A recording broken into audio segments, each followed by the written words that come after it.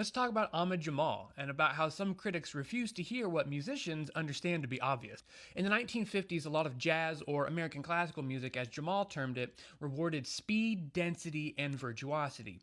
Bebop and hard bop prized motion and in the sense that the music was always pushing forward. Ahmad Jamal went the other way. He was rooted in space and repetition, songs built around vamping. And some critics dismiss this as cocktail music, polite, tasteful, but largely ignorable. His contemporaries, however, understood the fundamental value of his work. Miles Davis would regularly send his band members to watch Ahmad Jamal to get a sense of pacing and control. Bill Evans was a huge fan and is on record saying so, and you can also hear it in a lot of his work. The Ahmad Jamal Trio scored a major success in 1958 with their album At the Pershing But Not For Me. The album sold very well, led by the incredible single Poinciana.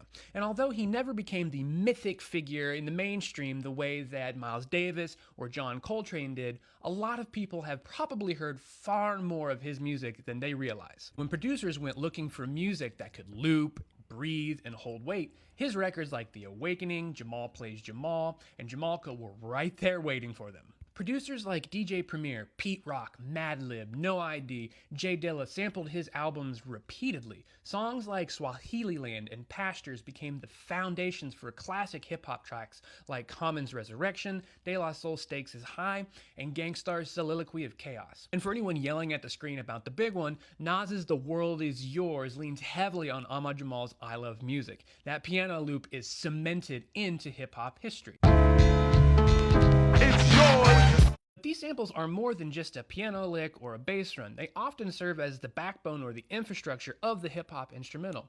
And that's because Ahmad Jamal's trios, especially with bassist Israel Crosby and drummer Vernel Fournier, thought already in cycles and loops. They left space on purpose, space that hip-hop would later fill with narrative, voice, and lyrics. The critics who dismissed Ahmad Jamal as cocktail music were wrong then, and that profound misjudgment is only made clearer by the fact that his work anchored some of the most uncompromising hip-hop ever made. If you have any other music history rabbit holes you'd like me to go down, let me know in the comments.